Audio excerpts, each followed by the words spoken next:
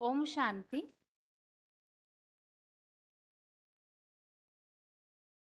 भगवत गीता श्लोक क्लास में आज के टेस्ट के लिए श्लोक नंबर है 17वें अध्याय का 8वां श्लोक, अध्याय 17 का श्लोक नंबर 8 और 13वें अध्याय का 24वां श्लोक, अध्याय 13 का श्लोक नंबर 24। और सबसे पहले श्लोक के लिए जो पॉइंट्स सुने हैं वो पॉइंट्स बताइए। ओम शांति दीदी। हाँ जी। 6305 नासिक मधुबन। हाँ जी। हाँ, पहले श्लोक पढ़ती हूँ। हाँ। आयो सुप्रबलारोग्यसुखं प्रीतिविवर्धना रक्षा सिद्धा चिरारुद्या आहारा सात्विक क्रिया। इसके लिए और 13 पढ़ लेती हूँ। अन्य तो जानता श्रुत्वा अभ्यर्थी उपासते ते अपिच अतितरन्ति एवं मृत्युं श्रुति प्रयाण। श्लोक का श्लोक का अर्थ बताती हूँ कि अगर जैसा ज्यादा भोजन खाते हैं तो रूखा सूखा तीखा खट्टा है, इस सारे भोजन का शरीर पर असर होता है। डॉक्टर भी बताते हैं ना कि जैसे भोजन से स्वास्थ्य, फिर स्वास्थ्य से स्वास्थ्य का आयु पर भी असर होता है। साथ में जैसा अन्न वैसा मन, उस आधार से ही जितना सात्विक भोजन खाएंगे, अन्न खाएंगे तो मन बुद्धि भी अच्छी होती है, क्योंकि अन्न का प्रभाव मन बुद्धि पर पड़ता है। रूखा तीखा सूखा अन्न खाने से शारीरिक शक्ति पर भी असर होता है और कमजोरी भी निमित्त बन जाता है। तो यहाँ बताया गया है ना कि देवताओं का विशेष कैसा भोजन खाना चाहिए। तो मुरली में भी बाबा बताते हैं कि सतयुग में जो देवताएं हैं उनके लिए फल प्रकृति रसीले भोजन होते हैं। तो विशेषकर देवताओं का जो सात्विक आत्माओं का भोजन है वो इतने रसीले, रुचकर और दीर्घकाल स्थिर रहने वाला भोजन है। और 13 का 25 में बताया गया है कि जो दूसरों को द्वारा सुनते हैं लेकिन ऐसा भी सुनकर भी मानसिक स्मृति पूर्वक उपासना करते हैं, अर्थात डायरेक्ट भगवान से सुना नहीं, दूसरों का सुनते किसी के और से सुनने पर भी प्रैक्टिस करते हैं, ऐसे आश्रित होना कुछ ना कुछ कोई प्रभाव पड़ जाता है, कुछ ना कुछ प्रभाव पड़ जाता है। तो बातों में भी अंतर आ जाता है ना। तो ऐसा फर्क होने पर भी मृत्यु लोग पाकर स्वर्ग में ही चले जाते हैं। तो आत्मिक स्थिति प्रैक्टिस कर लेते हैं तो वैसे ही वे प्राप्ति कर लेते हैं। तो पॉइंट बताया है कि सन्मुख सुनना पर भी मृत्यु लोग को पाकर स्वर्ग में चले जाते हैं। माना भले सतीता में जन्म लेते हैं, लेकिन जिन्होंने 84 जन्म नहीं लिए वो पक्के देवताएं नहीं। जिन्होंने 84 जन्म लिए हैं वो परमात्मा बाप के सन्मुख बैठ करके पढ़ने वाले ब्राह्मण है, और जो कम कला वाले ब्राह्मण बनते हैं वो बाप के सन्मुख बैठकर नहीं पढ़ते हैं। ठीक है दीदी। हेलो हेलो दीदी।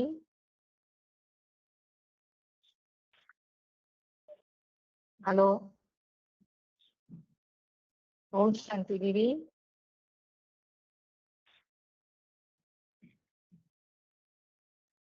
हेलो।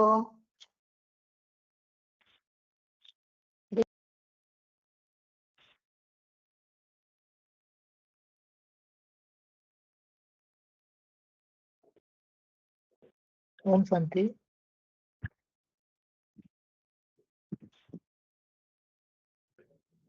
हेलो।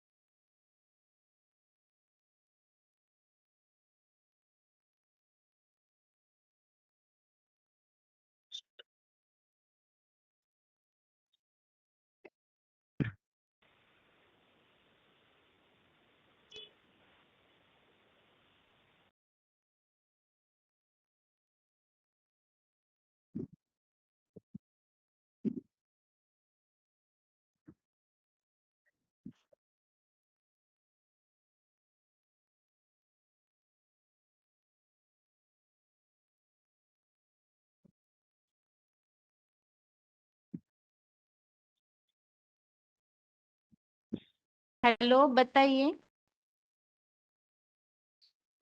17,083 ओम शांति। हाँ जी, हाँ जी।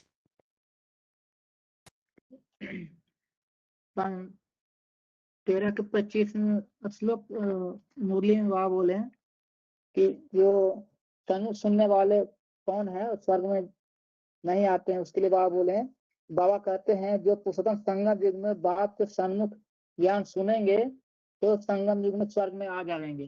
जो ज्ञान नहीं सुनते हैं तो स्वर्ग में नहीं आते हैं। दूसरों से सुना और संगम युग में स्वर्ग में आने का गारंटी नहीं है।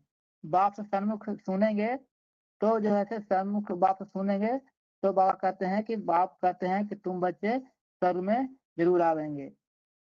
जो बाप के सामने सुनते हैं स्वर्ग में वही आते हैं, चारती कला के स्वर्ग में आते हैं। तो बाबा बोले कि फिर इसमें एक दूसरा है बाबा की जो सन्मुख सुनते हैं, सन्मुख ना सुनते हैं लेकिन मृत्यु लोक से पार कर जाते हैं। इसलिए बाबा बोले कि भाग सतयुग त्रेता में जन्म लेते हैं पर 84 जन्म नहीं लेते हैं तो पक्का देवता भी नहीं बनते हैं, लेकिन वो स्वर्ग में तो आ जाते हैं। जो 84 जन्म लेते हैं वो बाप से पढ़ाई पढ़ते हैं। दीदी जी और श्लोक पढ़ दीदी जी। हेलो दीदी जी, श्लोक पढ़ रहा हूँ। हाँ जी, पढ़िए पढ़िए। अन्य तु एवं अजानन्ता श्रुत्वा अन्यव्यम उपास्ते ते अपि च अतीत अतिरंती एवं मृत्यु श्रुति परायणा। और 17 के 8 है। आउ सत्व बलो रोग्य आउ सत्व बलो रोग्य सुख प्रीति विवर्धना रस्या अस्निगंधा स्थिरा हृदय आहारा सात्विक सात्विक क्रिया। ओम शांति जी। ओम शांति दीदी।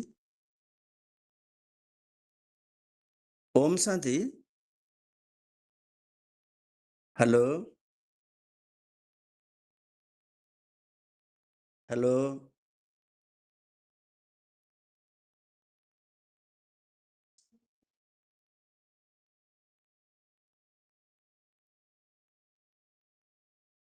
बंद हो गला कौन भी। हेलो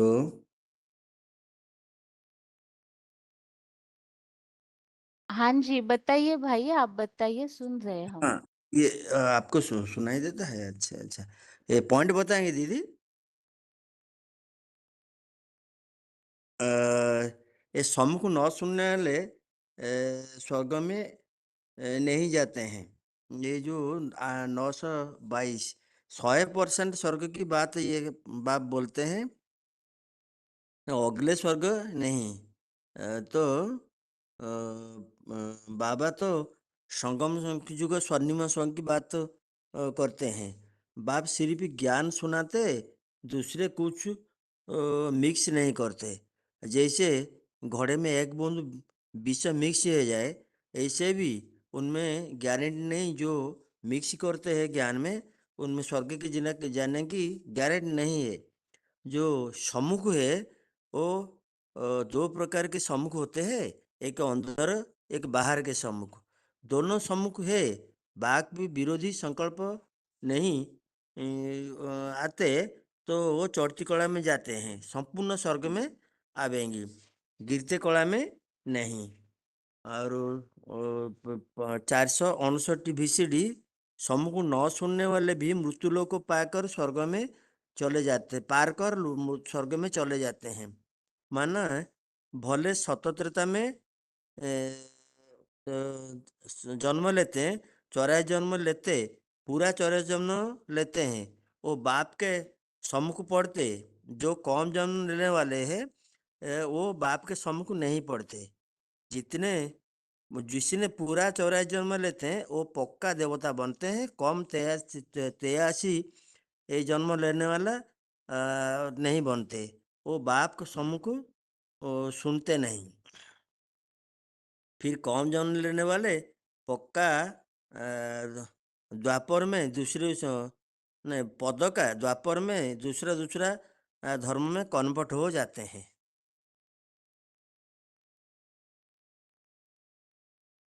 दीदी श्लोक बताऊं? हाँ जी, बताइए। अच्छा, ये 17 का है 17 का 8 है। आयु सत्व बलारोग्य सुख प्रीति विवर्धना रस्या स्निग्धा स्थिरा हृदय आहार सात्विक प्रिय। और अन्य तो अब अजानत श्रुति अनुग उपासते ते अपि तो अति तरंती मृत्यु शुंति परायणा।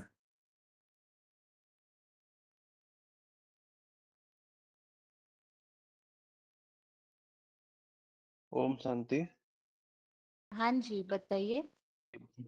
वार्तालाप नंबर 89। दूसरे सुनाने वाले को आश्रित जो बात में फर्क होने पर भी स्वर्ग में चले जाते हैं, इस पॉइंट का है। बाबा बताना चाहते हैं कि 13 का 24 में हम लोग समझा कि जो आत्मिक स्मृति का जो तप करते हैं, कोई तो सृष्टि का आदि मध्य का चिंतन करता है, कोई ज्ञान की व्याख्या में मनन चिंतन में लगा रहता है, कोई अग्नि सेवा करता है। लेकिन 25 में बताया कि इसमें प्राप्ति क्या होता है। तो यहाँ पे बताने का कारण है कि कोई भी अगर आत्मिक स्थिति का प्रैक्टिस करता है तो उसको तो स्वर्ग में ही जगह मिलता है। स्वर्ग मतलब 21 जन्म का, सतयुग का और त्रेता का जन्म जो है वो स्वर्ग हुआ। लेकिन सबसे अव्वल नंबर वाली स्वर्ग जो होता है वो संगम योगी स्वर्ग बताया जाता है, जिसमें बताया कि ये छोटा से छोटा ऐसा संगठन बनेगा, उस संगठन में कोई भी भिखारी पैर नहीं रख पाए। इसलिए बताया कि बुद्धि रूपी पैर को बुद्धि रूपी बताया गया, मतलब उसकी बुद्धि में उतना गहरे ज्ञान नहीं घुसेगा। तो यहाँ बताना चाहते हैं वार्तालाप में, जो जैसे जिसका जो फॉलोअर होगा, जैसे बताया कि जो थार नारायण फॉलोअर होगा वो उसी की बात ही मानेगा और दूसरे किसी की बात नहीं मानने वाला, क्योंकि वो थार नारायण के बाद प्रजा में जन्म लेने वाली आत्मा है। तो इसलिए बाप बताते हैं, जैसे एग्जाम्पल में बताया कि जब तक जगदीश भाई नहीं मानेंगे तब तक हम मानने वाले नहीं हैं। इसका मतलब बाबा बता रहे हैं कि ये जगदीश भाई को ही भगवान मान लेते हैं। तो इसलिए ऊंच से ऊंच ज्ञान है, श्रेष्ठ भगवान हमको मिला है, तो उनकी मत पर चलना चाहिए, उनकी श्रीमत पर चलना चाहिए और को मत चलना चाहिए। तो पहले बाबा पहले बाप की पहचान हमारे अंदर होना चाहिए कि हमारा बाप कौन है, जिससे हमारा जो कि संकल्प की खून मिलता है। तो जिसके साथ जो संकल्प को खून मिलता है तो उसी का वंशी रहेगा। तो जो अव्वल नंबर जो बच्चे रहेंगे, जो शाश्वत ब्राह्मण रहेंगे, तो वो तो भगवान के जो मुख से चलाई हुई वाणी को ध्यान देंगे, उन्हीं की बात मानेंगे और सूर्यवंशी बच्चे होंगे। और जैसे बोले कि जो दादा लेखराज के जो संकल्प में जो जिनका संकल्प चलता है, तो वो क्यों क्या होंगे, चंद्रवंशी वाले होंगे। इसी तरह जो 8 नारायण है उनके भी हिसाब किताब इसी संगम में होता है। तो हमको है कि हम कौन सा शूटिंग कर रहे हैं, तो इसी हिसाब से अपना स्टेज को देखना है कि मैं जो कर्म कर रहा हूँ, जो मैं कदम कर रहा हूँ, ये कौन सा शूटिंग कर रहा हूँ। और जो 17 का 8 में बताया कि जो सात्विक आत्माएं होते हैं उनका जो भोजन होता है वैसे शुद्ध होना चाहिए, क्योंकि जिसका जैसा अन्न होगा तो उसका वैसा मन भी वैसा होता है। तो जिनका भोजन जितना शुद्ध होगा उनको सोते ही उनके अंदर में उतना दैवी गुण धारण होगा। एक होता है कि शरीर का भोजन और एक होता है कि आत्मा का भोजन।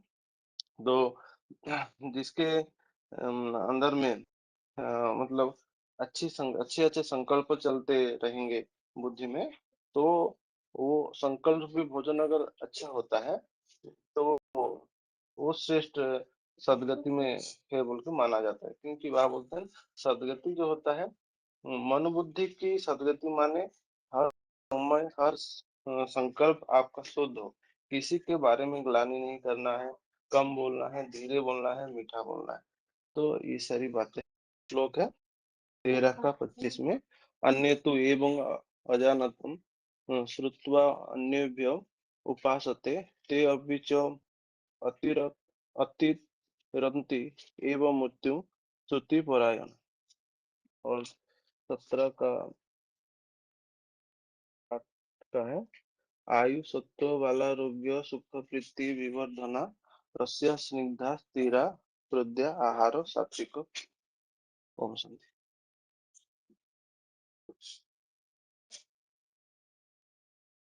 आगे बताइए।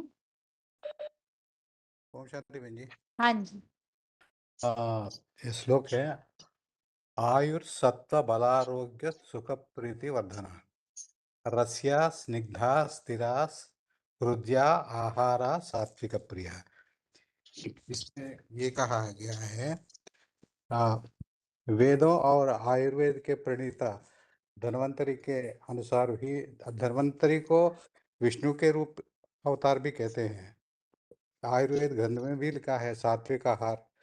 सात्विक आहार वो होता है जो शरीर मन और आत्मा को शुद्ध शांत और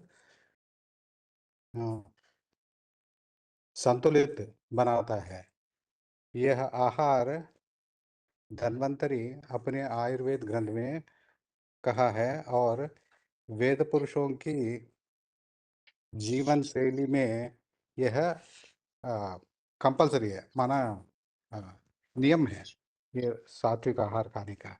और उसके सात्विक आहार के फायदे भी यह है कि मन शांत होता है और वही ध्यान में रहने से वो भी मदद करता है। मन शांत और स्थिर रहता है, पाचन बेहतर होता है और ऊर्जा और एकाग्रता बढ़ती है।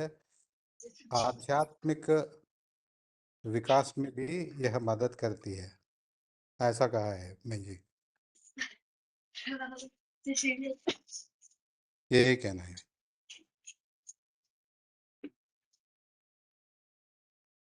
आगे जिनका भी फोन अनम्यूट हो रहा है थोड़ी देर तक श्लोक पढ़ते जाइए।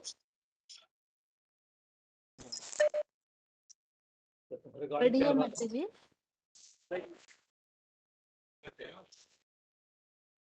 23,658 श्लोक पढ़िए मत जी। कौन सा दीदी पढ़ना है? यही आज का श्लोक 17वें अध्याय का पढ़िए। ओम शांति। ओम शांति दीदी। आयु आयु सात्विक सत्व बला रोग सुख प्रीति विवर्धना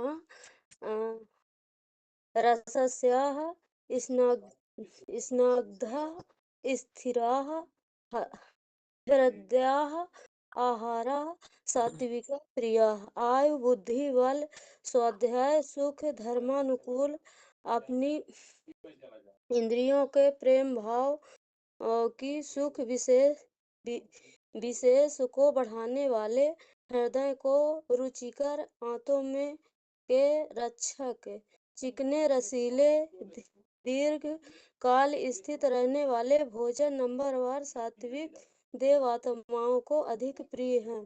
13 का भी पढ़ना है दीदी।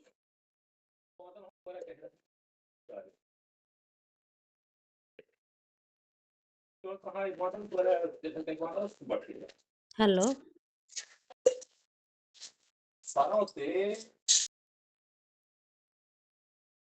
माता जी पढ़िए, फोन अनम्यूट हुआ है, हेलो पढ़िए माता जी। हेलो हेलो बहन जी, स्टार्टिंग से पढ़ना है 17 हाँ अध्याय। जी हाँ जी।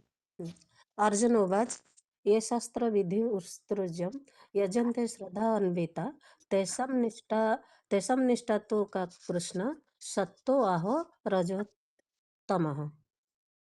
श्री भगवान उवाच त्रिविद्या भवति श्रद्धा देहिनां सा स्वभावजा सात्विकी राजसी चैव तामसी च इति मां शृणु। सत्त्वानुरूपा सर्वस्य श्रद्धा भवति भारत श्रद्धामय अयं पुरुष यो यो यच्छ्रुद्ध स सबसा यजन्ते सात्विका देवान् यच्छ राक्षसी राजसः प्रेतान् भूतगणान् च अन्य यजन्ते तामसा जनाः। अशास्त्र विहितं घोरं तप्यन्ते ये तपो जनाः दम्भ अहंकार संयुक्ता कामराग बलान्विता कर्षन्त शरीरस्थ भूतग्राम अचेतसः माम चैव अन्तः शरीरस्थं तान् विद्धि असुर निश्चयान्। आहार तुवपि सर्वस्य त्रिविधो भवति प्रियः यज्ञं तपो तथा दानं तैसा भेदम् इमं शृणु। आयु सत्व बलारोग्य सुख प्रीति विवर्धना रस्य सिग्धा स्थिर हृदा आहार सात्विका प्रिया। और 13 अध्याय पढ़ना है। ओम शांति दीदी। ते- ओम शांति। ओम शांति। 17वां का पहला श्लोक है। अर्जुन उवाच ये शास्त्र विधि उत्सृज्य यजन्ते श्रद्धा अन्विता तेषां निष्ठा तु का कृष्ण सत्वम आहो रजतमः।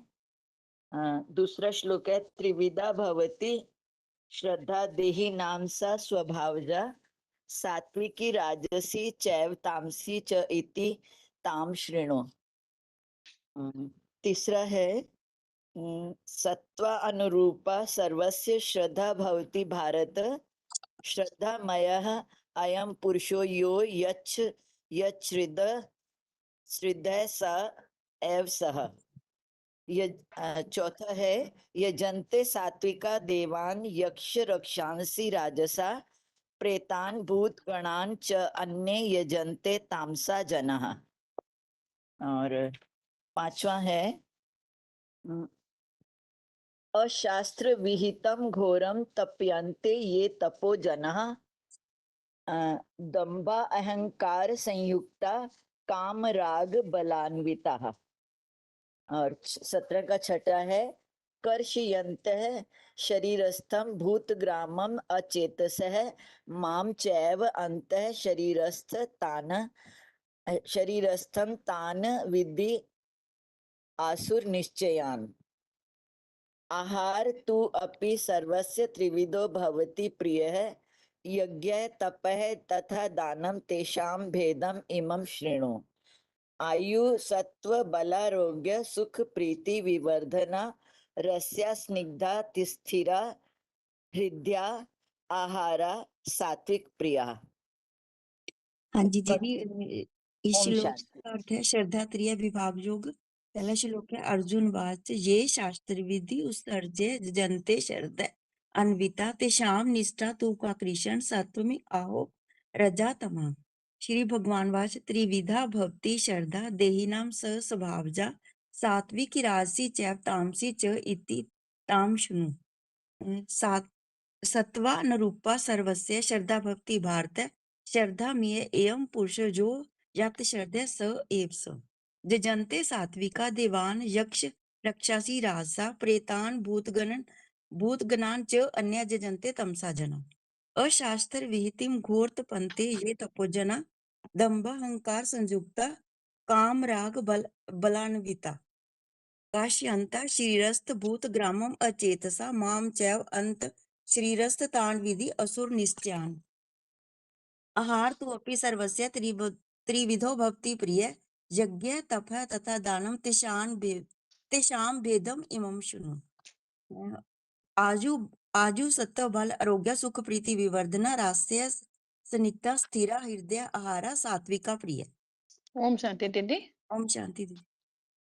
ओम शांति। अर्जुन उवाच ये शास्त्र विधिमुत्सृज्य यजन्ते श्रद्धया अनित्वा तेषां निष्ठा तु का कृष्ण सत्वम आहो रजः तमः।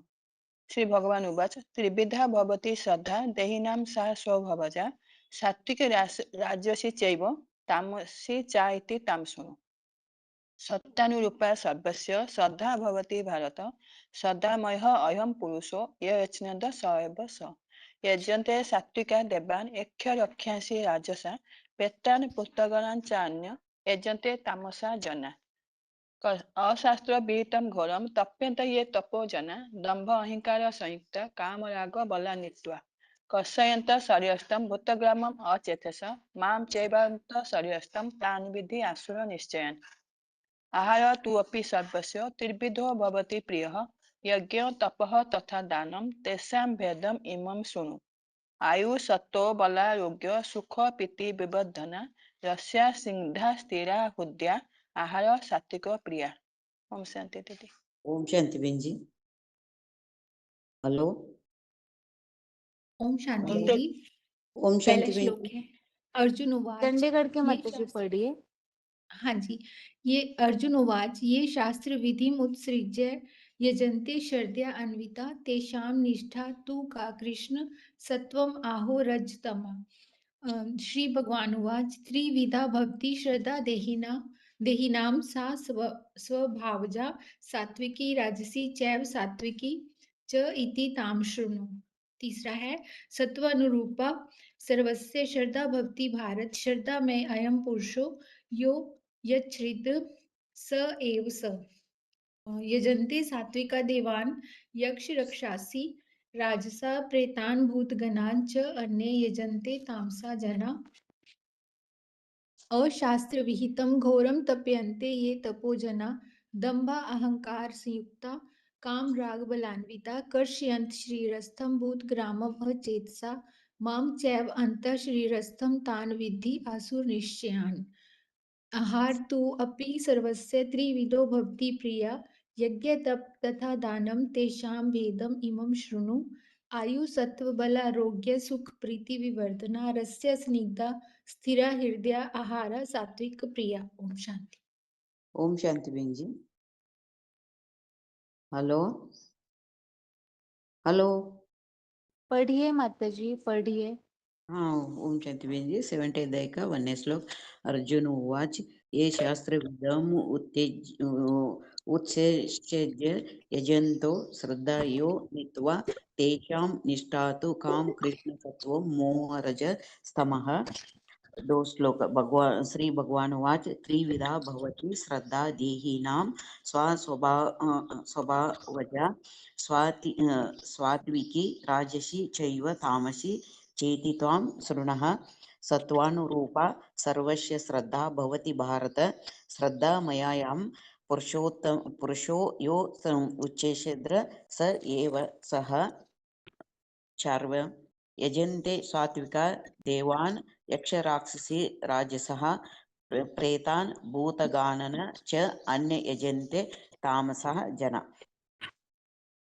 5 अशास्त्र विहितं घोरः तपन्ते यः तपोजनः दम्भ अहंकार संयुक्तः कामराग बलान्वितः कृष्णयन्तः शरीरस्थं भूतभागं चेतसः मां चैव अतः शरीरस्थं तानि विद्वि असुर निश्चयान्। आहार तु अपि सर्वस्य त्रिविधो भवति प्रियः यज्ञ तपः तप दानं तेषां भेदम् इम शृणु। ओम शांति। ओम शांति। आहार तु अपि सर्वस्य त्रिविधो भवति प्रियः यज्ञ तप तथा दानं तेषां भेदम् इम शृणु। आयु सत्व बलारोग्य सुख प्रीति विवर्धना रस्या स्नग्धा स्थिरा हस्त्र आहार सात्विक प्रिय है। कटु अम्बल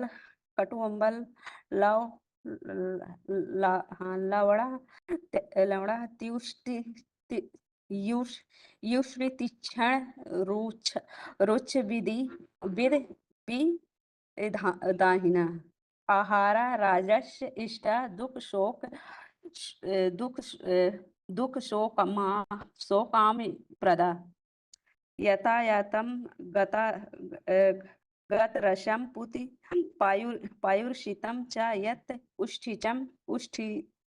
उच्छिष्टम् अपि च अमेध्यं भोजनं तामसप्रियः। अफलाकाशिणे भी यज्ञ विधि दृष्टो इज्जते यष्टभ्यम एवं इति मनः समाधाय स सात्विकः। अभिसान्ध्या तु फलं धम्भार्थ अपि चैव यत् इज्जते भारत श्रेष्ठ तम यज्ञ विद्धि राजसम्। विधिहीनम् अश्रेष्टान्नं मंत्रहीनम् अदक्षिणम् अश्रद्धा विरहितं यज्ञं तमसः परिछाछते। देवविद्य गुरु प्रज्ञा पूजनम शौचम अर्जवम ब्रह्मचार्यम अहिंसा च शरीरम तप उच्यते।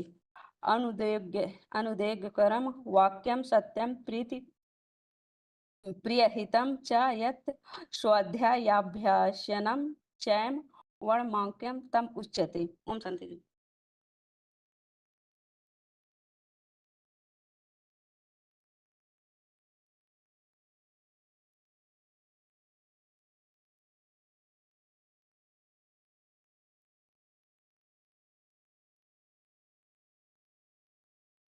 हुबली के माताजी पढ़िए, श्लोक पढ़िए माताजी। हाँ, ओम शांति दीदी।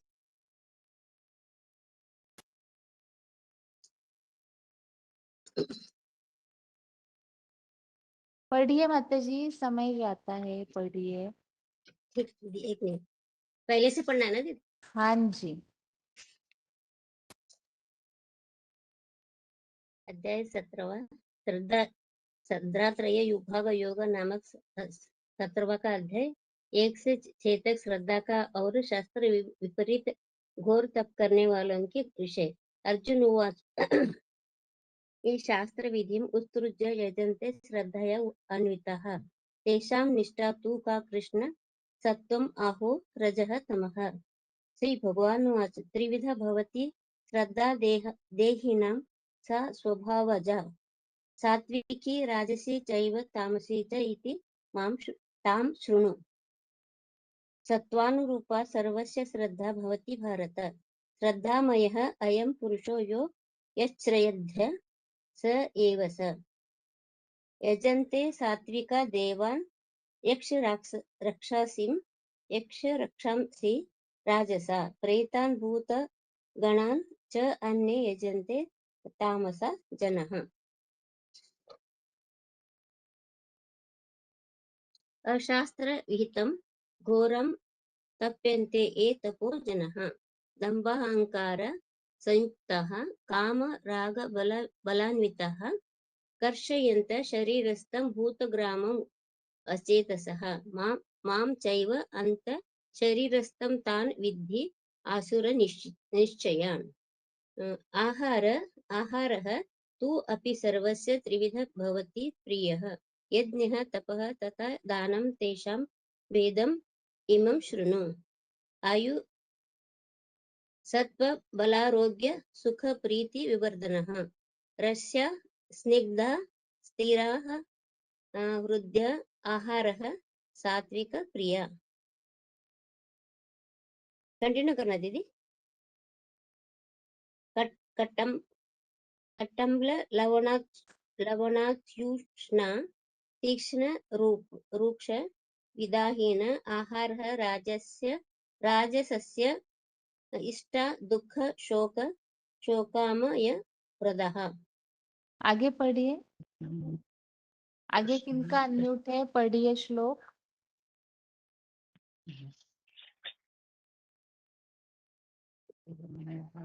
बेंगलोर के माताजी पढ़िए। ओम शांति बहन जी। हाँ जी। अध्याय 17 श्रद्धात्रय विभागयोगम्। अर्जुन उवाच ये शास्त्रविधिमुत्सृज्य यजन्ते श्रद्धयान्विताः तेषां निष्ठा तु का कृष्ण सत्त्वमहो रजस्तमः। श्रीभगवानुवाच त्रिविधा भवति श्रद्धा देहिनां सा स्वभावजा सात्विकी राजसी चैव तामसी च इति मां शृणु। सत्त्वानुरूपा सर्वस्य श्रद्धा भवति भारत। श्रद्धामयोऽयं पुरुषो यो यच्छ्रद्धः स एव सः। यजन्ते सात्विका देवान् यक्षरक्षांसि राजसाः प्रेतान् भूतगणान् च अन्ये यजन्ते तामसा जनाः। अशास्त्रविहितं घोरं तप्यन्ते ये तपो जनाः दम्भाहङ्कार संयुक्ताः कामरागबलान्विताः कर्षयन्तः शरीरस्थं भूतग्रामम् अचेतसः मां चैवान्तः शरीरस्थं तान् विद्धि आसुरनिष्ठयान्। आहारस्त्वपि सर्वस्य त्रिविधो भवति प्रियः यज्ञस्तपस्तथा दानं तेषां भेदमिमं शृणु। आयुस्सत्त्वबलारोग्य सुखप्रीतिविवर्धनाः रस्याः स्निग्धाः स्थिराः हृद्याः आहाराः सात्विकप्रियाः। ओम शांति भंगी। अहंकार संयुक्तम कामरान पढ़िए पढ़िए आगे, कोई पढ़ रहे श्लोक, थोड़ा सा ठीक से पढ़िए। हाँ जी पढ़िए माता जी। हेलो, हाँ जी पढ़िए पढ़िए। हाँ हेलो, हाँ सप्त सप्तदश अध्यायः और अर्जुनवाच जे शास्त्रविधि मृतसुज्य यजन्ते सदा यनित्यः तेषां निष्ठां तु का कृष्ण सत्त्वमाहो रजस्तमः। तो भगवान उवाच त्रिविधा भवति श्रद्धा देहिनां सा स्वभावका सात्विकी राजसी चैव तामसे चैतितां शुश्रुः। सत्त्वानुरूपा सर्वस्य सदा भवति भारत। सदामयं पुरुषः जो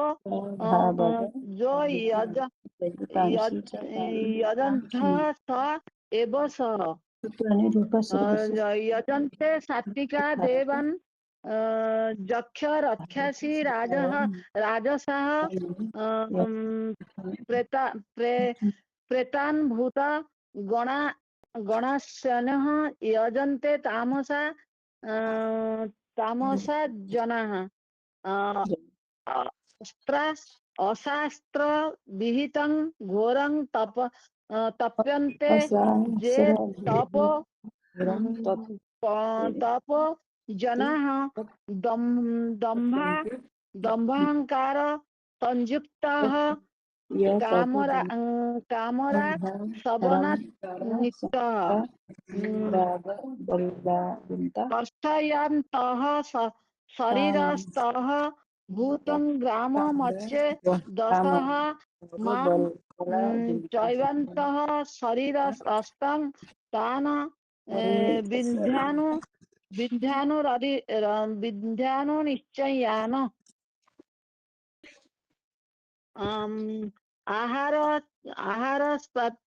आहारस्तापि सर्वस्य त्रिविधा भवति प्रियः यज्ञ सप्तशथा दानं तेषां भेदमिदं शृणु। आयुसत्व बलारोग्य सुख प्रीति वर्धनः रस्याः स्निग्धाः स्थिरः तुत्य आहाराः सात्विक प्रियाः। बहन जी हेलो बहन जी। ओम शांति। सदलाई की माता जी पढ़िए, सदलाई की माता जी। जी हाँ दीदी, ओम शांति। आज का सत्र का एक है। अर्जुन उवाच यह शास्त्र विधिम उत्सृज्य यजन्ते श्रद्धाया अन्विता तेषां निष्ठा तु का कृष्ण सत्व आहो रज तम। श्री भगवान उवाच त्रिविधा भवति श्रद्धा सा स्वभावजा सात्विकी राजसी चैव तामसी च इति तां शृणु। सत्र का 3 है। सत्त्वानुरूपा सर्वस्य श्रद्धा भवति भारत। श्रद्धामयं पुरुषं छंद स एवं च 4 का 17 का 4 यजन्ते साध्विका देवाना अक्षर छ्यासिन राजसं प्रेतानं भूतगणनं च अन्ये यजन्ते तामस जनम 5 का है अशासत विहितं घोरं तप्यन्ते य तपो जनां दंभाहंकारं संयुक्ता काम राग बल विंता कर्षयन्त शरीरस्थं भूतग्राम अचेतसं मां चैव अन्तःशरीरस्थं तानं विद्धि असुर निश्चयान् आहारं तु अपि सर्वस्य त्रिविधो भवति प्रिय यज्ञ तप तथा दानं तेषां भेद एवं शृणु और आयु सत्व बला रोग्य सुख प्रीतिम विधानां रस्या निग्धा स्थिरा हद्दा आहारा सात्विक प्रिया। हाँ दीदी हो गए।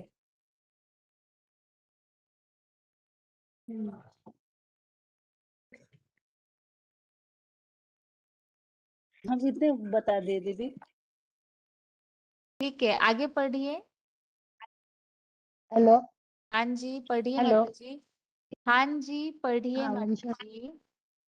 श्रद्धात्रिय विभाग अध्याय 17 अर्जुन उवाच ये शस्त्रविधे उत्तरता यजन्ते श्रद्धा अनियता तेषा सा तु का कृष्णसत्त्वम् अहो रजोतमः श्री भगवान वाच त्रिविधा भगवती श्रद्धा देहिनां सा स्वभावजा सात्विकी राजसी चैव तामसी च यति चुनु सत्व अनुरूपा सर्वस्य श्रद्धा भवति भारत श्रद्धा अमय अयम पुरुषो यो इच्छद्र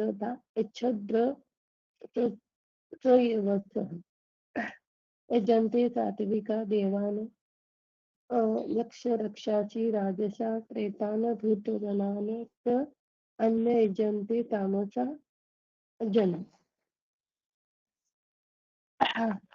शास्त्र विहितं घोरं तपन्ति ये तपो जना दम्भ अहंकार संयुक्ता काम राग बलनिवाता कार्य कर्षयन्त शरीरस्थं भूतग्राम अचेतसः माम चैव अन्तःशरीरस्थं तान् विद्धि असुर निश्चयान्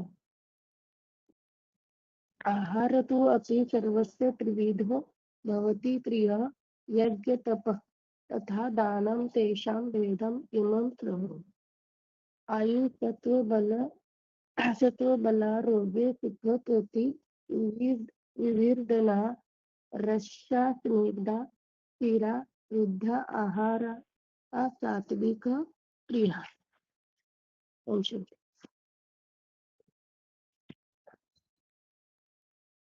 दीदी ओम शांति पढ़ी। हाँ जी माता दीदी ओम जी शांति। बताइए। हाँ जी पढ़िए हाँ माता जी जी पढ़िए। श्रद्धत्व विभाग योग अर्जुन वाच ये शास्त्र विधि उपसर्ज्य यन्ते श्रद्धा अन्विता तेषां निष्ठा तु का कृष्ण सत्वम् आहो रजतमः। श्री भगवानुवाच त्रिविधा भक्ति श्रद्धा देहिनां सा सद्भावजा सात्विकी राजसी च एव तामसी च इति तां ऋणु सत्वानुरूपा सर्वस्य श्रद्धा भक्ति भारता श्रद्धा में अयं पुरुष यच्छत् स एव सः यजन्ते सात्विका देवान् यक्ष रक्षांसि राजसा प्रेतान् भूतगणान् च अन्ये यजन्ते तामसा जना अशास्त्र विहितं घोरं तपन्ते ये तपा जना दम्भ अहंकार संयुक्ता काम राग बलहीनता करयन्ते शीर्षतम भूतग्रामम अचेतसा माम च एव अंत शीर्षतम तान विधि असुर निश्चयान। आहार तु अपि सर्वस्य त्रिविध भक्ति प्रिय यज्ञ तप तथा दानम तेषां भेदम इवं ऋणम।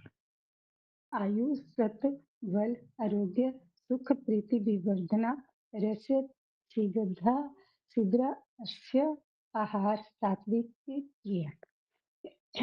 अरे कट बल कट मल वन शांति ऋक्ष विधान्य आहार राजस्य ईसा दुख शोक शोक काम कामे प्रधान। यात यामम गत रसम पूर्ति पर्युषितम च यत् उत्तिष्ठम अपि च अमेद्यम भोजनम ताम प्रियम। अफलाकांक्षी यज्ञ विधिष्ट य युजते यश्च व्ययम् एव इति मना समाधाय स सात्विकः। अभिसंधाय तु फलं दम्भ अर्थम अपि च एव यत् यजते भरतश्रेष्ठ तं यज्ञं विधि राजसम्। विधिहीनम् असदृष्टानं मंत्रहीनम् अदीक्षणम् श्रद्धा विरहितं यज्ञं तामसं परिचक्षते। देव द्विज गुरु प्रज्ञ पूजनम शौचम अर्जवन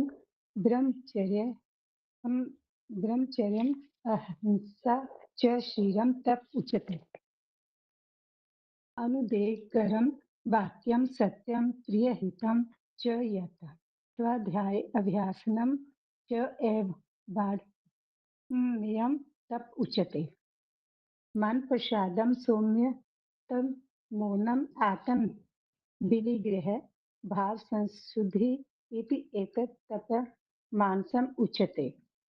श्रद्धा प्रिय तपम तप तत् त्रिविधम नरे अफलाकांक्षी युक्त सात्विकम परिचक्षते। सत्कार ना पूजा माता जी ठीक है, रुकिएगा माता जी आप, ठीक है। अभी हाथ नीचे किए हुए हैं सभी के, और आगे यहाँ 13वें अध्याय में जो बात श्लोक में बताई हुई है, तो उसमें क्या बताया है ये बात बताइए, क्योंकि छोटे श्लोक है और 17वें अध्याय का जो श्लोक है उसमें जो बात बताई हुई है वो एक बार बताइए। उसके बाद पीछे के कोई अध्याय की रिवीजन के हिसाब से प्रश्न होंगे।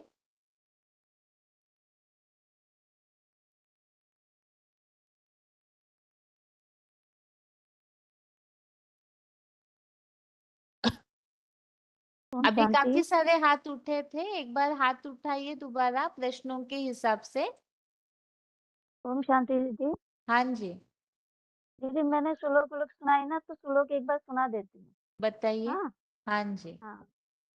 ये श्रद्धा विधि उत्सृज्य यजन्ते श्रद्धा अनभितः तेषां निष्ठा तु काम का कृष्ण सततम आहुरजतमः।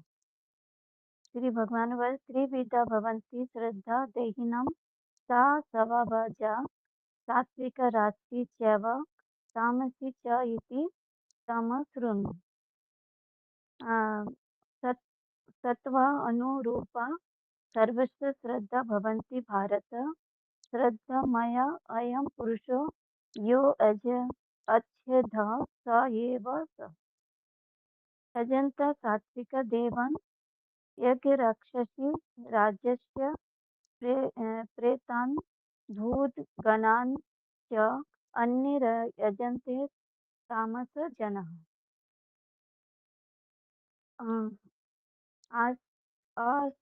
शास्त्र विहितं घोरे तपन्ते ये तपो जनः। दम्भ अहंकार रसं युक्त काम राग बल बल अभिता। ठीक है माता जी। आगे अभी प्रश्न है, यहाँ 17वें अध्याय में बताया हुआ है भोजन। तो ये जो भोजन है सात्विक आत्माओं को प्रिय है, तो कौन सा भोजन प्रिय होता है? और मुरली में ऐसे भोजन के बारे में कोई बात अगर आई हुई है तो बताइए। कल तो केवल एक छोटा पॉइंट चला था, लेकिन मुरलियों में हम हमेशा सुनते हैं कि देवात्माओं को कौन सा भोजन प्रिय है। अगर किसी को समझाना है तो हम इसमें कौन सी बात समझा सकते हैं जो देवताओं का प्रिय भोजन है? फोन अनम्यूट है, बताइए।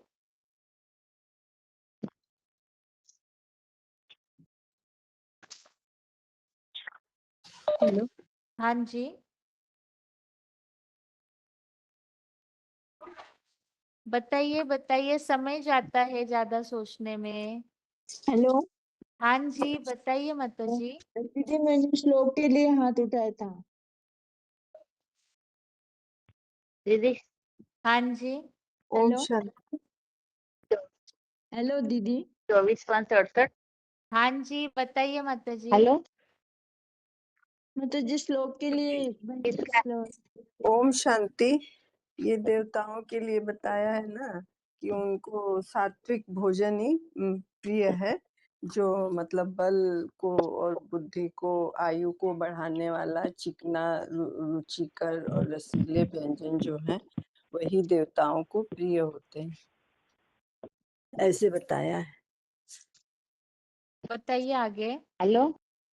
हम सुन रहे हेलो। हैं माता जी। हेलो सुन लिया, ओम शांति भी सुन लिया, उत्तर दीजिए। हाँ, बहन जी 17 का 8 में बोले हैं देवता का भोजन 3 प्रकार का होता है, माने सत्व, रज और तामस। लेकिन माने सत्व गुण का भोजन है चिकने, रसली और अच्छा भोजन होता है। दीदी बाबा मुरली में ऐसे हमेशा बोलते हैं ना कि जैसा खाओगे अन्न वैसा होगा मन, तो इसीलिए बोलते हैं ना शुद्ध सात्विक भोजन खाएंगे फिर हम मतलब देवता बनेंगे।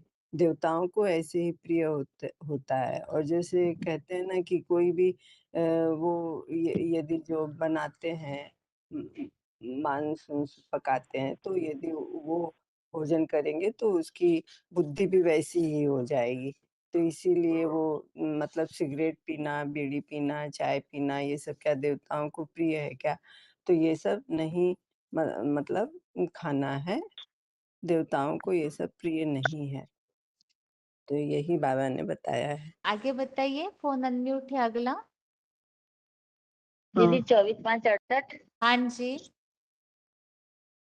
हाँ दीदी, तो इसमें बताया कि देवताओं को, जैसे कि बाबा बता रहे हैं कि जैसे खाएंगे अन्न वैसा बनेगा मन। तो जो बनाने वाला भी उसकी बुद्धि में संकल्प जो चलते हैं वो भी बाबा की याद में होना चाहिए।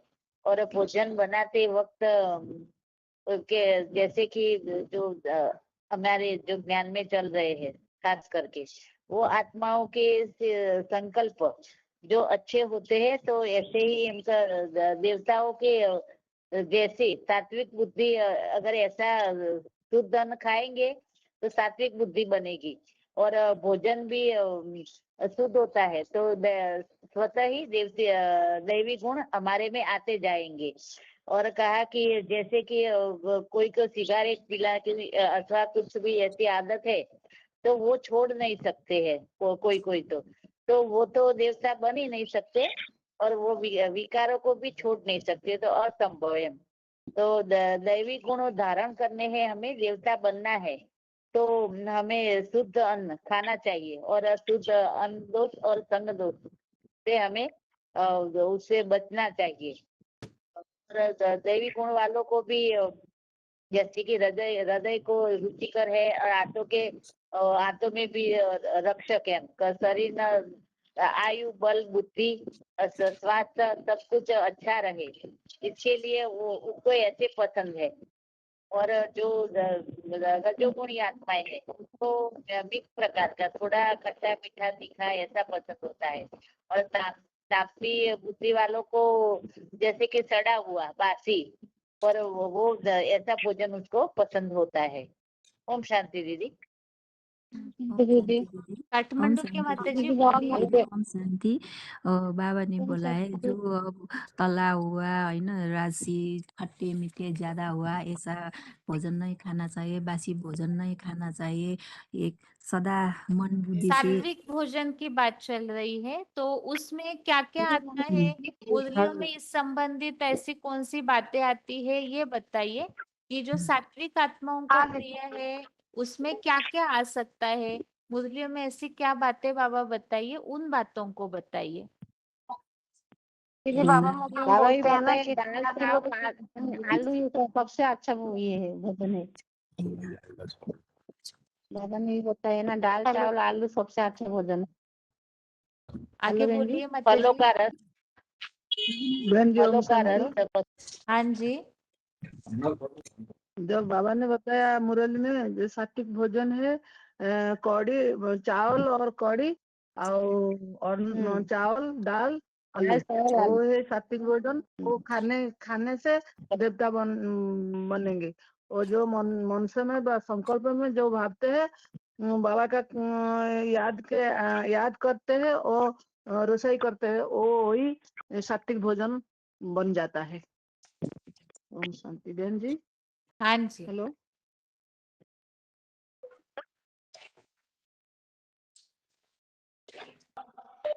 हेलो 13वें अध्याय में स्वर्ग में जाने की बात के लिए हाँ जी माता जी बताइए, आप मानसा के माता दीदी जी। पहले 17 का बताऊं फिर हाँ जी 13। बताइए बाबा बताइए। ने बोला है कि आहार का उद्देश्य आजू को बढ़ाना, बुद्धि को शुद्ध करना और शरीर को शक्ति पहुंचाना होता है।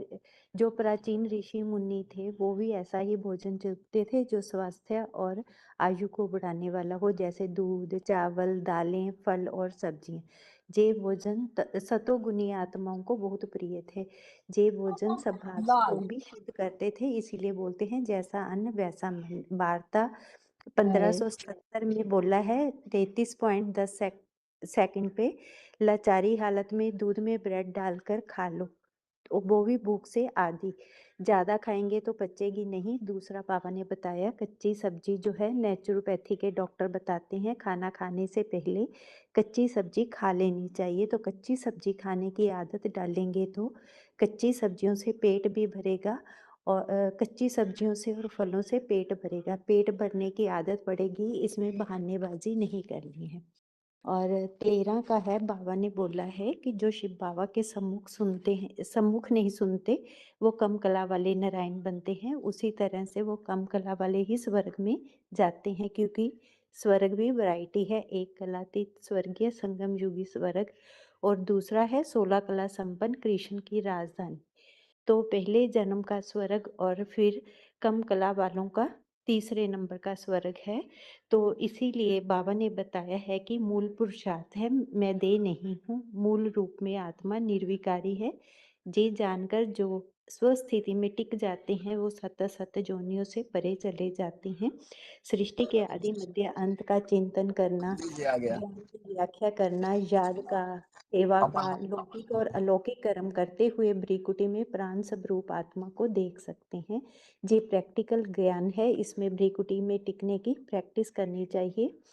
तो यही बताया है कि एक फर्स्ट सेकंड थर्ड स्वर्ग में हम कैसे जाते हैं। जैसे जैसे देवी देवताओं को मानते हैं उसी तरह ही उस कुरी के नारायणों की प्रजा हम बन जाते हैं, जो 9 के 15 में भी आया है। ज्ञान जगेन चापि अन्य जजन्ते माम उपास्ते एक त्वेन पृथक तवेन बहुधा विश्वतो मुखम। ओम शांति दीदी। हाँ जी आगे बताइए, अगला फोन अनम्यूट है।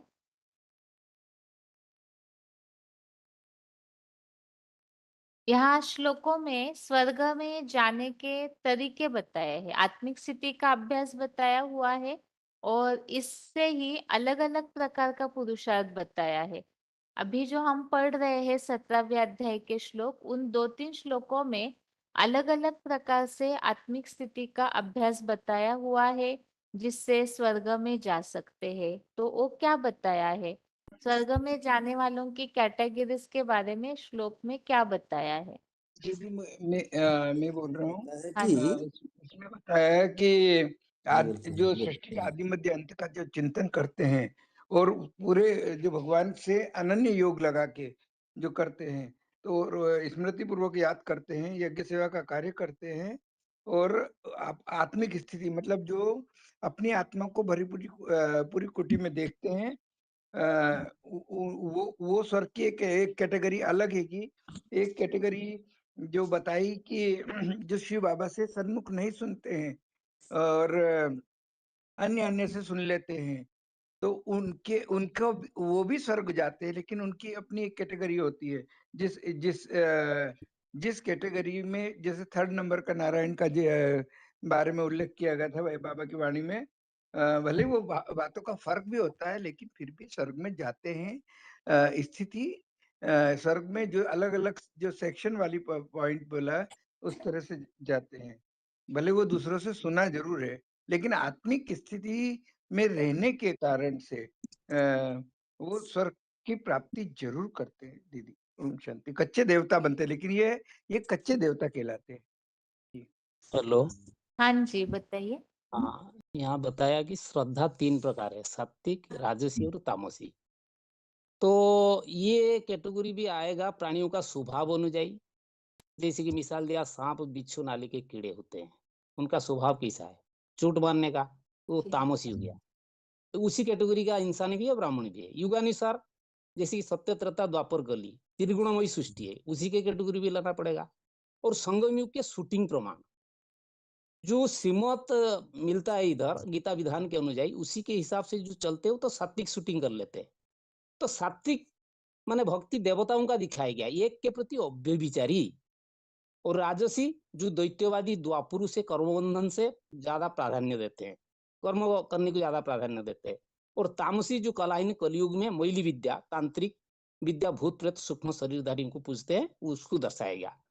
तो इस शुल्क में श्रीमद गीता विधान का जो विपरीत तप यज्ञ दान करने की बात आई है, इसमें यज्ञ प्राप्ति जो होती है कैसे होती है, इस प्रकार का विधान निवृत्ति मार्ग सन्यासियों जो करते हैं, प्रावधान करते हैं। भगवान तो सर्व आत्मा का पिता है, वो ऐसी सहज और सरल तरीका बताते हैं, तो समग्र मानव जिसे फॉलो करते हैं। लेकिन वो जो तामसी राजसी वाला क्या करते हैं ना, हट पूर्वक कराते हैं।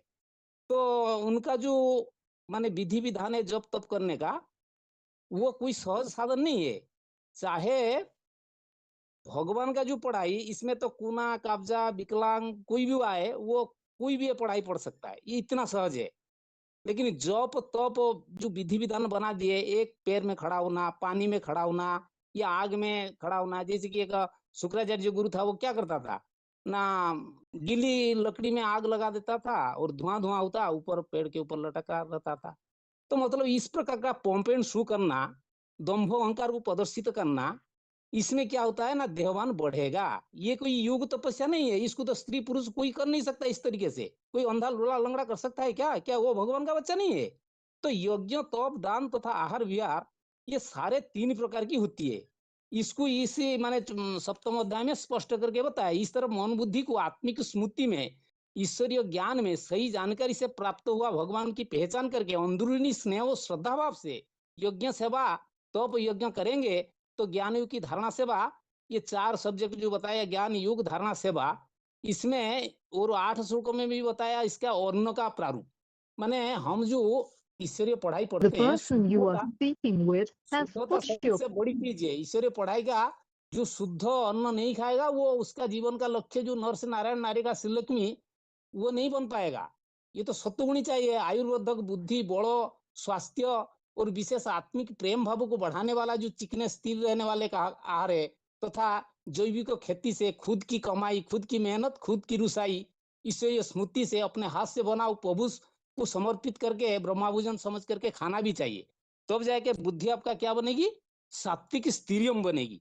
तो इस बात को बताया। और जिसे बताया कि अन्नाद भवति भूतानि प्रज्ञनाद अन्न संभव, यज्ञ तो भवति प्रज्ञन्य यज्ञ कर्म समुद्भव। यज्ञ का भोजन जो ब्रह्माभोजन, जिसको बताया माता जी ने बता दिए, दाल चावल आलू कड़ी और फल वगैरह, ये जो सात्विक भोजन है, ये हमारा ब्राह्मणों का श्रेष्ठ भोजन होना चाहिए, जिसको खाने से माने स्थूल पेट भी ठीक रहेगा और मन बुद्धि भी स्थिरियम बनेगी। इस प्रकार का दर्शाया गया। हेलो, हाँ जी, हाँ जी, आगे बताइए। 24,548 भाई, आप क्या बता रहे? हाँ, वचन है कि ये तो बाबा ने बताया है कि जो माने जो बाबा का विपरीत बुद्धि बनते हैं और बाबा का जो सम्मुख बुद्धि बनने वाला है। बाबा बताते हैं कि जो सम्मुख पढ़ाई पढ़ते वो तो स्वर्णिम संयुग में आते हैं और जो विमुख हो जाते हैं वो तो स्वर्णिम संयुग में नहीं आते। वो 9 लाख में 4.5 लाख सम्मुख पढ़ाई पढ़ते हैं और 4.5 लाख प्रवेश करके पढ़ाई पढ़ते हैं। तो वो विमुख हो जाते हैं, वो तो बाद में आएंगे, वो दूसरे से धर्म में चल जाएंगे। जैसे कि बाबा ने बोल तो ये महावाक्य में आया जे कि ब्रह्मा उतराए तो भी मैं नहीं सुनेंगे कि भगवान की बात वो सुनेंगे नहीं। वो जो दादी दीदी जो जैसे कहते कि जो हमारा ये भाई जो क्या जगदीश भाई जो मानेंगे तो हम मानेंगे, नहीं तो हम मानेंगे नहीं। ऐसे भी बच्चा है जो दूसरे धर्म में वो चल जाएंगे। फिर बोलते हैं जो खाना भी तो पुण्य शुद्ध खाना खाइए, जैसा अन्न ऐसा मन। तो खाना भी जो जानवर को काट कर खाएंगे तो वो जानवर की बुद्धि हो जाएंगे। बीड़ी सिगरेट खाएंगे, शराब पिएंगे, वो तो उनका बुद्धि भी मूढ़ बुद्धि हो जाएंगे। परंतु जो खाना जैसे कि सात्विक खाना चिकना रसीला और सदा बुद्धि को स्थिर करने वाला ऐसा खाना खाएंगे तो बुद्धि स्थिर होगे। अभिविचार याद आएंगे, एक बाबू की याद करेंगे तो स्वर्णिम युग में जाएंगे। नहीं तो दूसरे के संग करेंगे तो पूरी दूसरे धर्म में वो चले जाएंगे। ऐसे ऐसे बाबा बताए, बाबा तो गारंटी करते हैं ना। स्वर्णी संगम युग ले तो जो सम्मुख पड़ता है वही स्वर्णिम संगम युग जाएंगे। और जो भी विमुख होते हैं वो सब दूसरे धर्म में कन्वर्ट हो जाएंगे।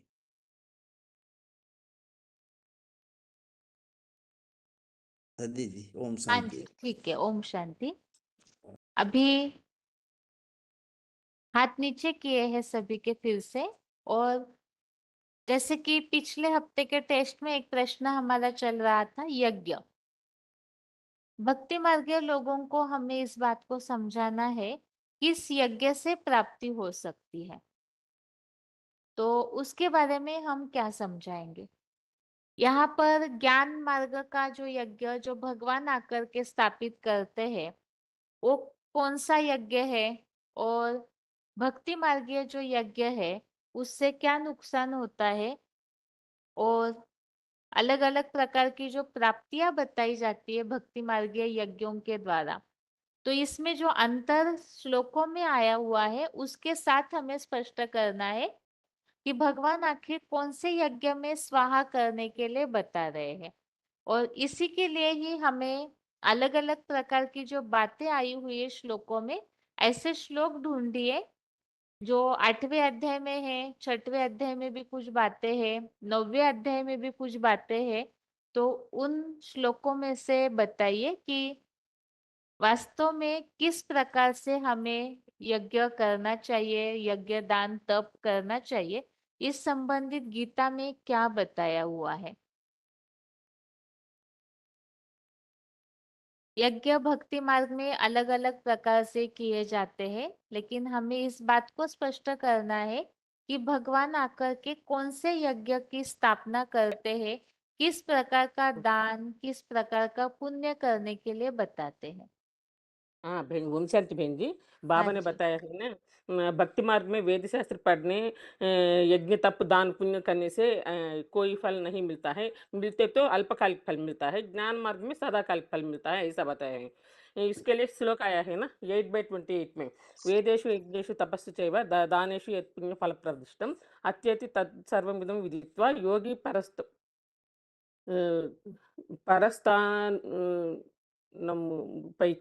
परस्थान उपैति चाज्यम। माना वेदों में, यज्ञों में, तप में और दान में भी जो पुण्य फल बताया गया है, राजयोगी एडवांस गीता ज्ञान जानकर उस सारे को पार चला जाता है, आदिकालीन परंपरा को पाता है, ऐसा बताया है यज्ञ करने से।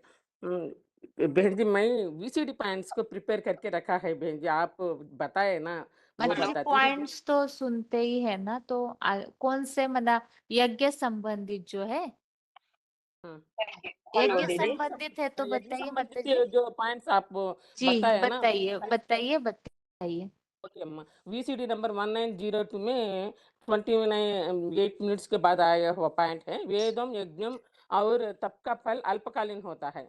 तुम जो भी वेद शास्त्र ग्रंथ तब जब तक ये सब करते हो, वो सभी भक्ति मार्ग का है। कहीं एक ठिकाने में टिकती नहीं है। बुद्धि भागती रहती भक्ति मार्ग है, एकाग्र नहीं होती है। उस भक्ति से तुम कुछ भी प्राप्त नहीं कर सकते हो। इस भक्ति में कोई सार नहीं है। भक्ति मार्ग में अल्पकाल क्षणभंगुर सुख होता है। कोई ने बैठ करके कृष्ण की नवदा भक्ति की मुझे दर्शन दो, माता को काली को कोई को भी बहुत चित्र बनाई हुई है ना भक्ति मार्ग में, ऐसा बताया है इस पॉइंट में। VCD नंबर 1235 में 6 मिनट्स के बाद आया हुआ पॉइंट। दान का फल अल्पकालीन होता है। जैसे मनुष्य ईश्वरार्थ धर्मशाला हॉस्पिटल को बनाते हैं, ईश्वर के नाम पर बनाते हैं, ईश्वरार्थ दान पुण्य करते हैं, बल दूसरे अगले जन्म में अल्पकालिक क्षणभंगुर सुख मिल जाता है, क्योंकि यह दुनिया ही अल्पकालिक क्षणभंगुर दुनिया है। बहुत थोड़ा है क्षणभंगुर दुनिया में सुख, अल्पकालिक सुख ही रहेगा ना, ऐसा बताया है। VCD नंबर 2896 14 मिनट्स के बाद आया हुआ पॉइंट है। राजयोगी पुरुषोत्तम संगम युग में ही एडवांस गीता ज्ञान जानकर सारे मानवीय कर्मकांड से पार चला जाता है। माना यहाँ अभी भक्ति मार्ग की सारी सामग्री खलास होने वाला है, और ज्ञान मार्ग तो 2500 वर्ष तक पक्का चलेगा। अभी तुम ब्राह्मण हो, सच्चे सच्चे पुरुषोत्तम संगम युगी ब्राह्मण हो। यह है सच्चे सच्चे ज्ञान की सामग्री। भक्ति मार्ग के ब्राह्मण तो इस दुनिया में कोई है ही नहीं सच्चा। अभी तुम जानते हो हम ब्राह्मण हैं, ब्रह्मा की संतान है, मुखवंशावली है। भक्ति तुम्हारी से छूटती हो जाएगी, और जिनकी जिनकी भक्ति छूटती जाएगी, भक्ति की जगह ज्ञान रिप्लेस होता जाएगा। फिर तुम भक्ति मार्ग के सारे कर्म छूटते जाएंगे और ज्ञान मार्ग को पकड़ते जाएंगे। भक्ति खत्म होती जाएगी, ज्ञान मार्ग प्रत्यक्ष होता जाएगा। तो यह ज्ञान मार्ग भी रिफ्रेश होता है ना बच्चे, 2000 वर्ष के बाद। ज्ञान मार्ग के बाद भक्ति मार्ग के बाद ज्ञान मार्ग, भक्ति के जगह ज्ञान रिप्लेस होता जाएगी। हम तो सत्य त्रेता के शक्ति क्षीण होने पर द्वापर कलयुग में आए, वहाँ भक्ति करते करते और भी नीचे गिरते आए। अभी तुम बच्चों के बुद्धि में सारा ज्ञान नूंदा हुआ है, ऐसा बताया है 3 पॉइंट्स में। और भी 10 पॉइंट्स 10 पॉइंट्स तक ब्रेक करके लिखा है बहन जी, ये ज्ञान और भक्ति के अंतर के बारे में। अच्छा ठीक है आप माता जी, फिर शाम के क्लास में भी थोड़ा बताइएगा, ठीक है। ओके ओके हाँ ओम हेलो शांति बहन जी, हाँ जी, आगे बताइए अहमदाबाद के माता जी।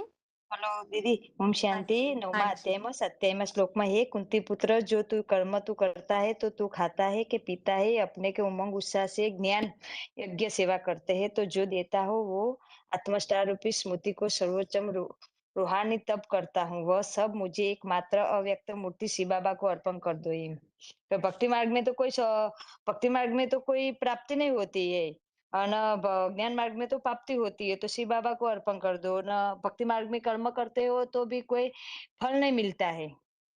ओम शांति दीदी। आगे बताइए।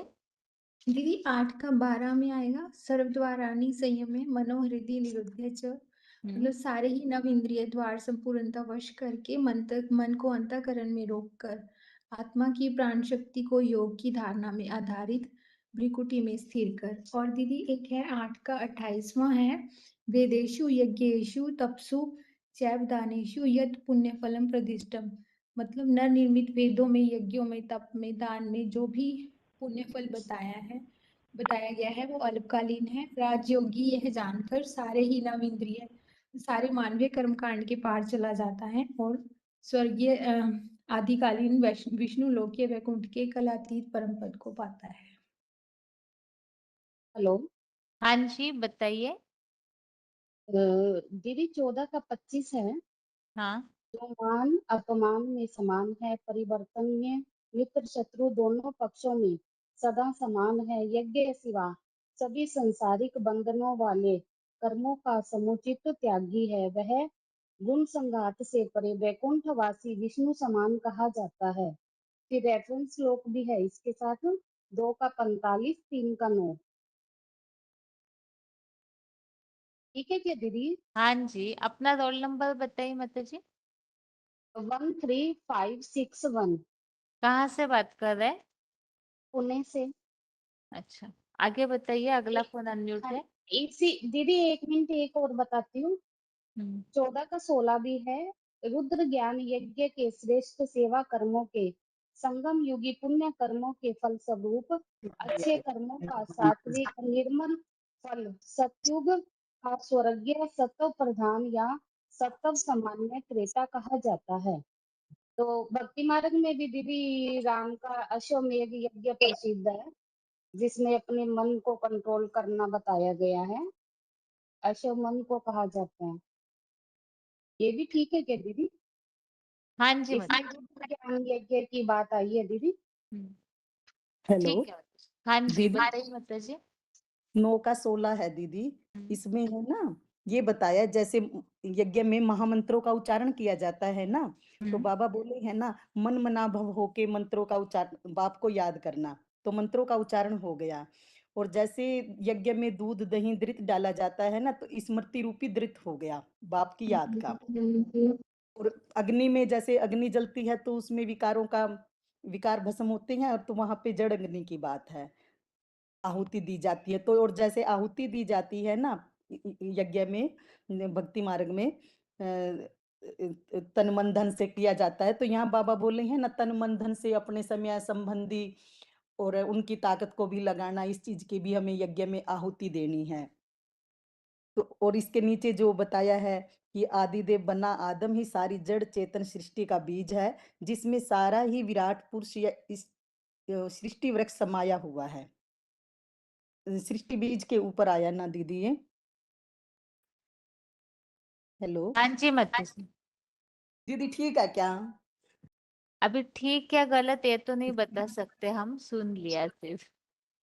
नहीं, और देखूं दीदी फिर आगे थोड़ा सा। हाँ जी आगे बताइए। और 2 फोन अनम्यूट है जो छोटे फोन से जुड़े हैं। भक्त लोग भी अद्भुत भाव हेलो से। हाँ जी। हेलो। हाँ जी बताइए बताइए। हाँ, ये जो भक्ति मार्ग में जो यज्ञ करते हैं, वो स्वाहा स्वाहा वाला यज्ञ होता है। यज्ञ में अग्नि कुंड होता है, वहाँ अग्नि जलता है, उसमें द्रव्यों का दान करते हैं, चाहे तिल का दान करते हैं, जौ का दान, तेल भी डालते हैं, उसको जलाते हैं, उसको यज्ञ समझते हैं, उसके द्वारा संसार का कल्याण होगा बोल के समझते हैं। तो उनको पूछना चाहिए कि वो जो लिखते हैं, वो जो पैम्पलेट बनाते हैं या बैनर बनाते हैं, उसमें लिखा रहता है कि विश्व शांति महायज्ञ, और उसमें लिखा रहता है कि 8 कुंडियों या तो 24 कुंडियों या तो 108, ऐसे करके संख्या का 1008 इस तरह का यज्ञ बोल के वो लिखते हैं। उनको पूछना है तो ये संख्या का क्या महत्व है, तो आप ये संख्या से कोई महत्वपूर्ण बात आता है क्या? और दूसरा बात है कि ये जो यज्ञ करते हो वो जल जाने से कोई परिवर्तन आता है? क्योंकि आप शांति का बात करते हो, शांति शांति कहाँ पर है? विश्व पर अशांति है तो कोई व्यक्तियों के अशांति के कारण तो सृष्टि पर अशांति है।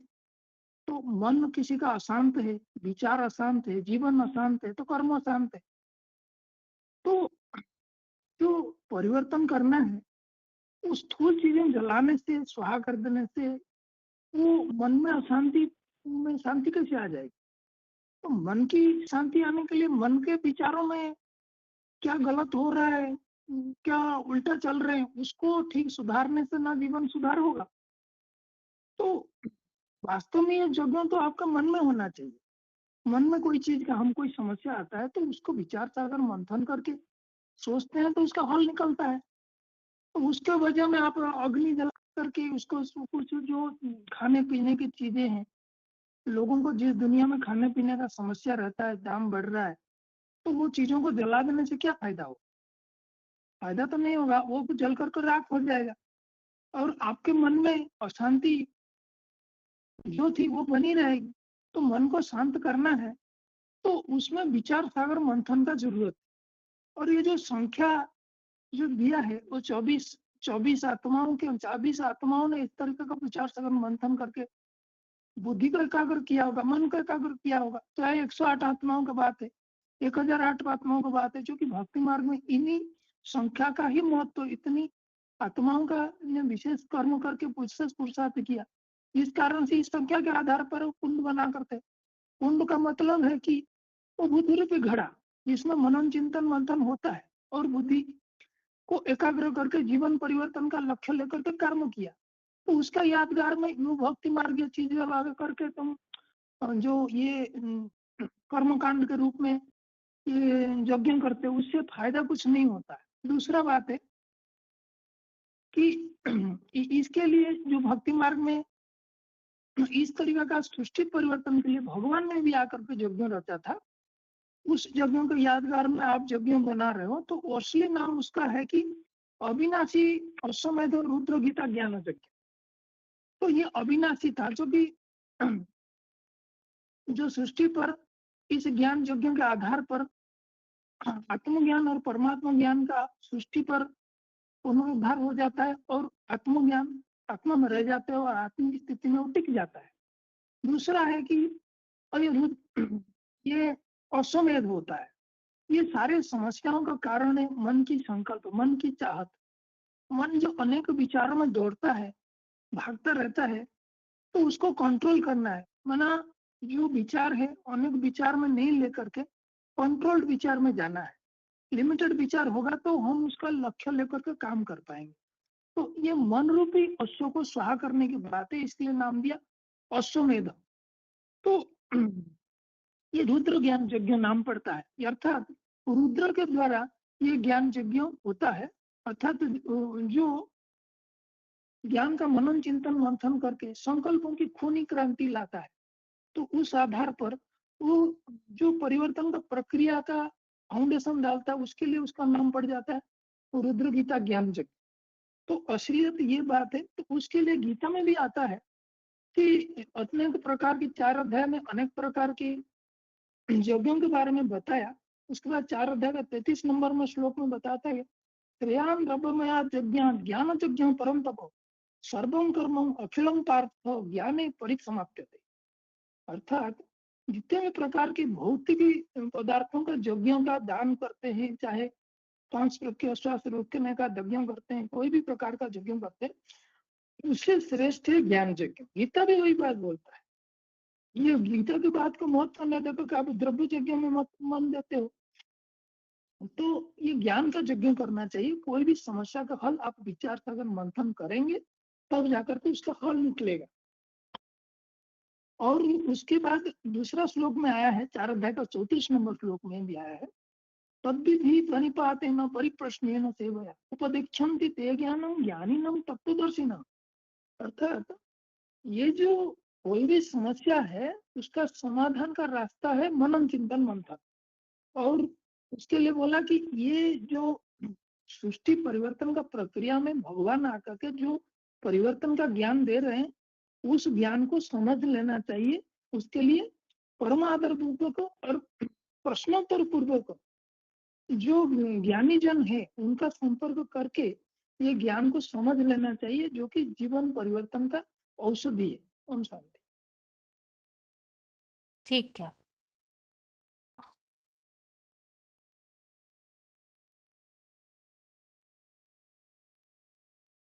बताइए, आगे हाथ उठाया अभी किसी ने?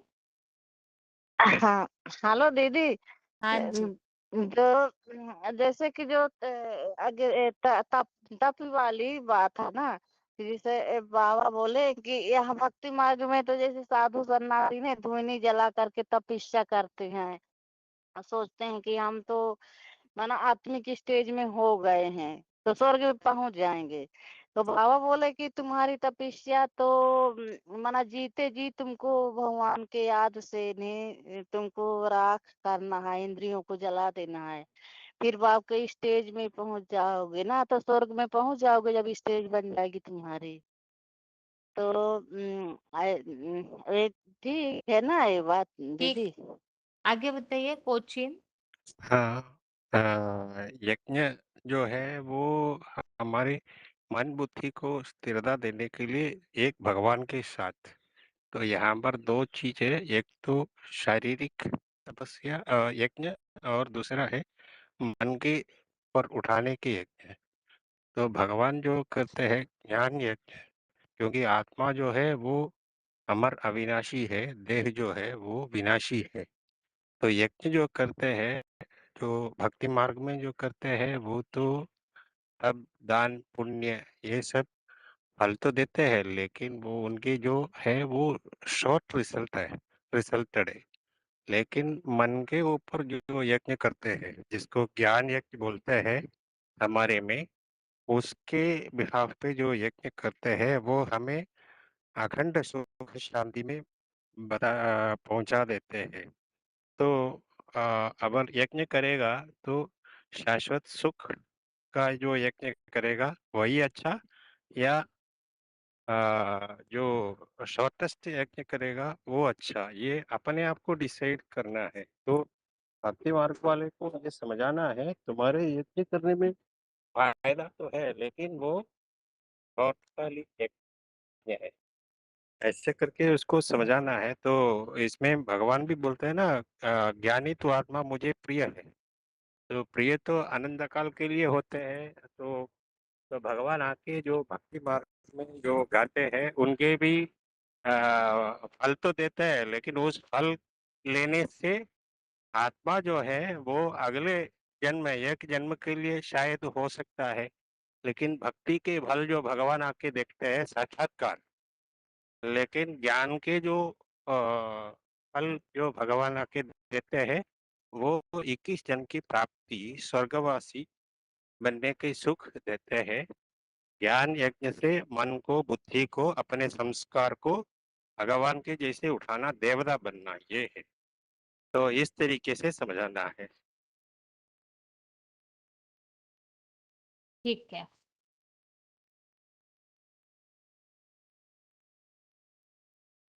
ओम शांति। हाँ जी, अभी एक 10 मिनट का टाइम बाकी है।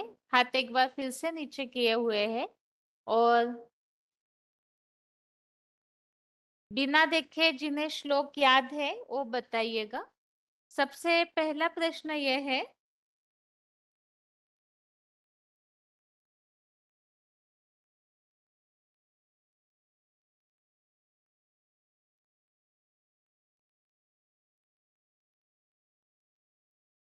यज्ञ से प्राप्ति या यज्ञ संबंधित ऐसे श्लोक जो आए हुए हैं गीता में, उसमें से कोई भी श्लोक बताइए जो आपको बिना देखे याद है। प्राप्ति संबंधित बता सकते हैं, या जहाँ यज्ञ को श्रेष्ठ बताया है, या अलग अलग प्रकार के यज्ञ बताए जाते हैं। तो ऐसे कोई भी श्लोक आपको याद है तो बताइए।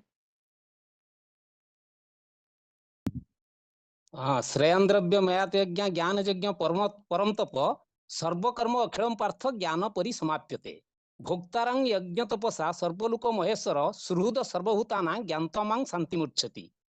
और है न वेद यज्ञ धाने न दाने न च क्रिया भी न तपु भी उग्रे एवं रूप सकय अहं नुलोके दुष्ट तदयन कुरु प्रवर कुरु प्रवीर। और 8:28 का न वेद न दाने न यज्ञ न, तो जब ठीक नहीं आया।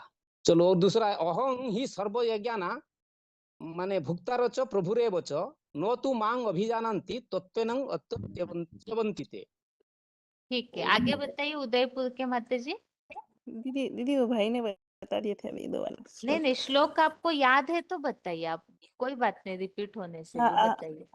अहम ही सर्वज्ञानां भोक्तानां प्रभु एव च न तुम अभिजानन्ति तत्त्वेन च यन्ति। आगे बताइए। हाँ जी, दीदी बताइए। यज्ञार्थ कर्मणोऽन्यत्र लोकोऽयं कर्म एक मिनट, हरिपुर के भाई एक मिनट, हरिपुर के भाई एक मिनट रुकिए। हो गया दीदी मेरा? अच्छा, एक ही है।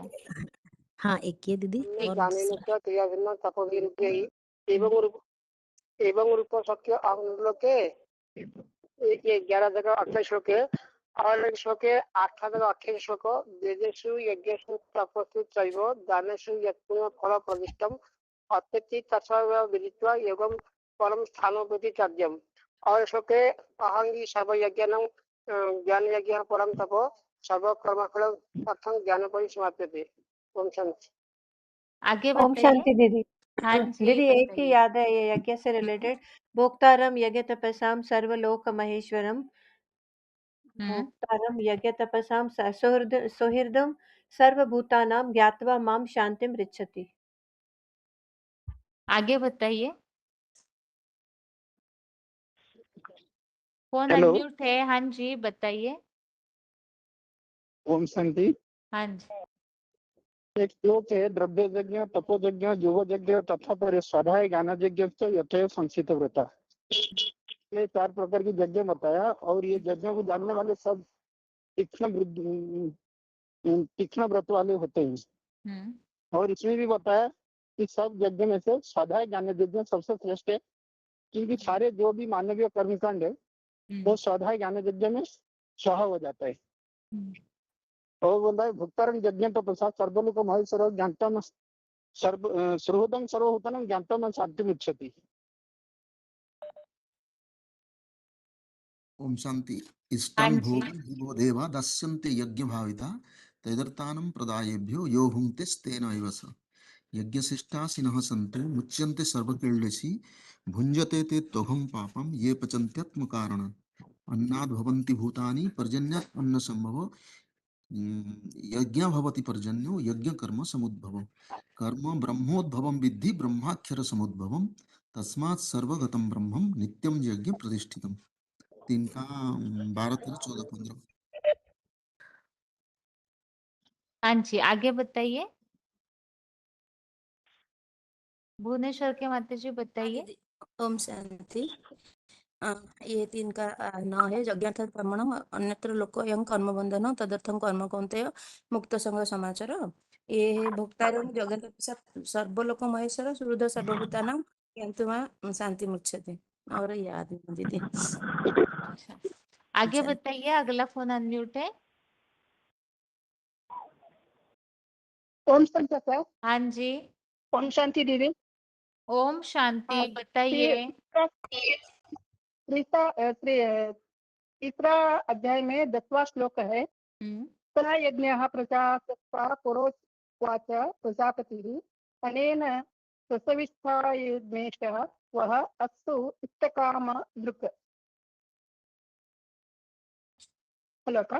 हाँ जी हेलो। आगे बताइए। देवान् भाव यथा तेन ते एव भावयन्तु वः परस्परं भावयन्तः श्रेयः परमावाप्यः स। आगे माता जी अपना रोल नंबर बताइए।